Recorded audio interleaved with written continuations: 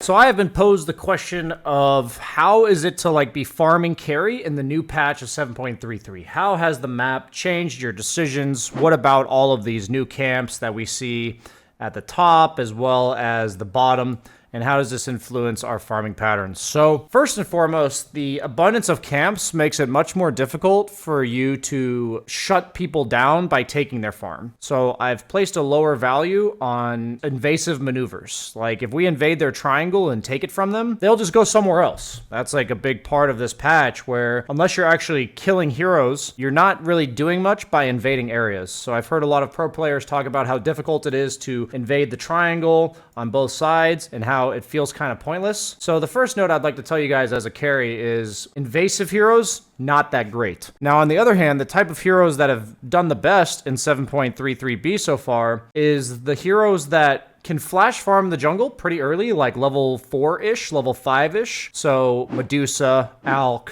TB. We even saw a bit of Wraith King popping up, Sven. Those are the heroes that are doing really well. And then the only other heroes that are really getting picked in the carry role are ones that are lane dominators, like Slark, Ursa, Monkey King. That's pretty much the entire hero pool for the carry role in 7.33b. And that's because either these heroes are intended to win their lane, in which case they don't have to jungle, or they're intended to be able to jungle at any point, at least by level 4. So what makes these heroes so reliable is you're going to find yourself in a situation similar to mine in a lot of your games, where I'm this alchemist, I get skewered into tower, I don't have resources, my Mirana's 0-3, kind of fed the lane. A little bit of a yikes start to the game. But what's super nice is that it's really difficult to invade this area. And oftentimes the support are going to spend time hunting people in lanes, because the idea is in the past that if I lost my lane like this, I would be farming this camp, this camp, this camp, this camp, or this camp. Basically, BH could do a path like this,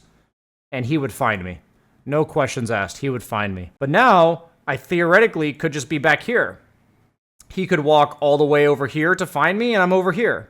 He could walk all the way over here to find me, and I'm over here. The idea is that, yes, this bounty hunter could theoretically be stalking me, but people in my bracket at least have been doing that much less, because of all the reasons of there's no real process of elimination technique. You can't walk through one area and then know where the alchemist is. You kind of have to guess and hope you're right, and that generally means that the play is less impactful. So what's the most impactful camps in the super early game are the ones right behind your tower. These camps, any heroes that can farm both of them at the same time or farm them very early are super powerful. That's why Alchemist and Medusa, on top of all the other things that make them strong, are super broken, because they can farm these two camps. My lane's been complete garbage. I can pull these camps into each other, lay down an acid spray, and farm them despite being level 4.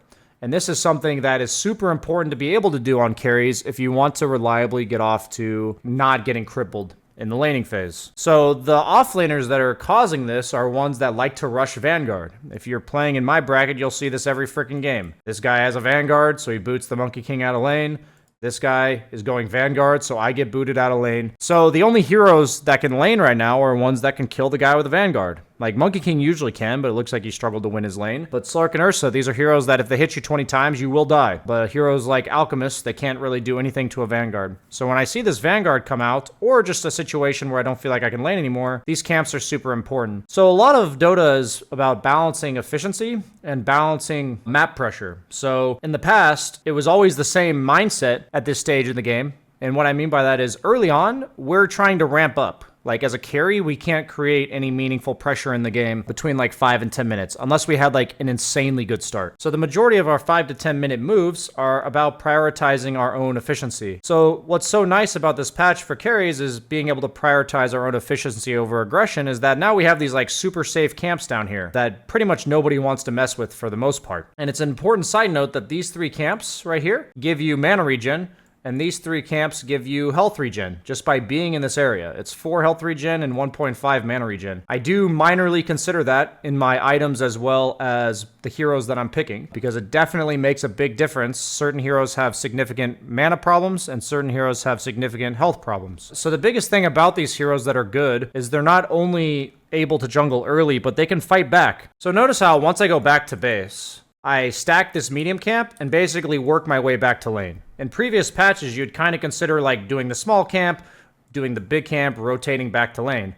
It's the same idea now, but instead of being easily gankable by a 4 position that connects to the 3, which makes you much more vulnerable to a gank right here because the 3 can connect, now it would have to be like a 4 position plus like a mid ganking you, or maybe also a 5 that walked through the portal or something to come kill you. Either way, it's much more difficult for them to do anything about this than it was previous patches to do something about this. But I'm still thinking the same thing. I'm farming down here with the intent to like look at my own lane, thinking, do I need to go back? Is this guy pushing it in? So you'll see like my cam like occasionally go back to the bottom lane. You see I can keep checking, and then I farm my way there.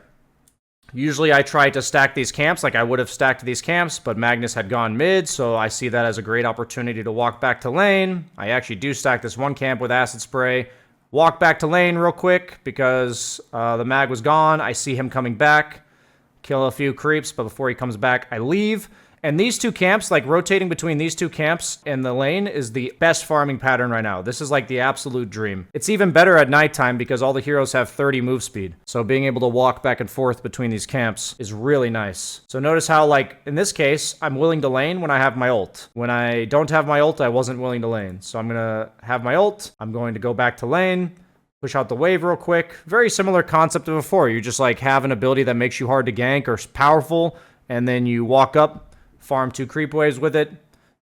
In this case, because acid spray, I timed it to last 2 creep waves. And then, new minute mark, walk back to these 2 camps. And this is like the most success a hero can have in 7.33b. This is just, I've watched a lot of major games. I've played enough carry games this patch to know that this just feels really good to do. So this just rinse and repeat, rinse and repeat. And then eventually, what's so nice about the heroes that are strong, maybe other than Dusa, is that when fights do eventually come to your lane, let's go ahead and fast forward. When teammates or fights come to your lane, you can help them with the gank. That's what I like so much about Alk and Sven. You're a stun. You set up your team in order to help kill a guy when they're ganking. And then you just go right back to farming the same camps. A lot of these heroes rush like some medium tier item. For Medusa, it's like Dragonlance plus Yasha. For Alchemist, it's Radiance. That's how they kind of like hit their timings. Like Sven has Mask of Madness Echo Saber. So it's either like 2k gold items or it's one big item. All of them get them at about the same time. And then they can participate in the game if need be. That's the biggest thing about all these heroes. So the farming right now is very straightforward. You don't feel good in your lane. I saw all the enemy heroes missing. I didn't go back to my lane. I just kept farming backwards towards these camps, safely doing so. And then I got my Radiance, which was a nice timing, so I TP'd to a fight. And this is like kind of like I'm now up here, you know? I could have walked through the portal and gone back to bottom if I wanted to, but since I had my item that helps me farm Ancients, I'm totally fine to do this.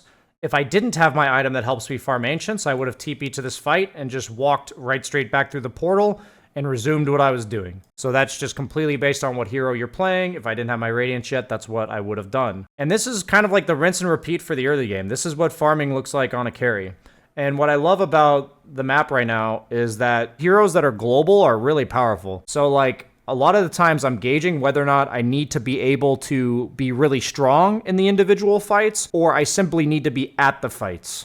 So what I mean by that is when you're dealing with heroes like Tinker and Bounty Hunter, they really capitalize on splitting you up and making sure that they have the numbers and then picking you off. So it's actually much more important that I'm simply there, that I'm simply at the fight to help my team. So that's why I go for Boots of Travel next. So it's like farming items, and then your next item helps you fight. It's either a BKB, a Blink Dagger, or in like Medusa's case, like a Scotty. And in this case, I go Boots of Travel because I think that's the best way to help us fight these guys. So the map is so open right now that the biggest thing about farming as a carry is whether or not you're doing this pattern, whether or not you've moved on to the 2 ancient camps, which also feel really strong, is that you are then able to fight with your team after this first 2 small items or 1 big item. So every game it's a little bit different, but what you're going to see here is that I'm willing to fight with my team. I don't have to, but I'm willing to. So like I'll show up to these fights if they're near me, if they're convenient. Nothing's changed about that entire concept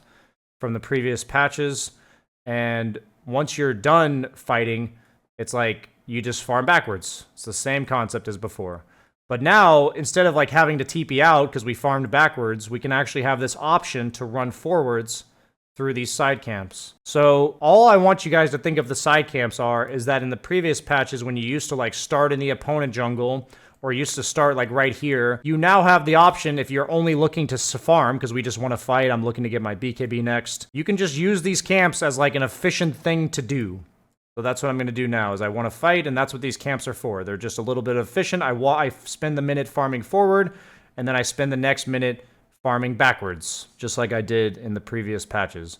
And this game ends up going very smoothly because we won all of our fights, but the ideas are sound. What you do in the rinse and repeat, it's just reversed on the Dire. And then this idea of whether or not you're okay to farm Ancients. The beauty of carry right now is you should be much happier TPing to fights on the opposite side of the map, because in the previous patches, if it ended up being a not so ideal fight, you would be stuck there and you'd be kind of aimless on where you're supposed to go. But now you can just walk back through the portal and go back to what you were doing. So if you see a fight and you think it's pretty good, or you think there's a chance that it's good, you should be much more willing to TP away from your farm pattern, because it's much easier to reinstate the farming pattern that you're in. So thank you for watching, guys. That's how you farm as carry in 7.33.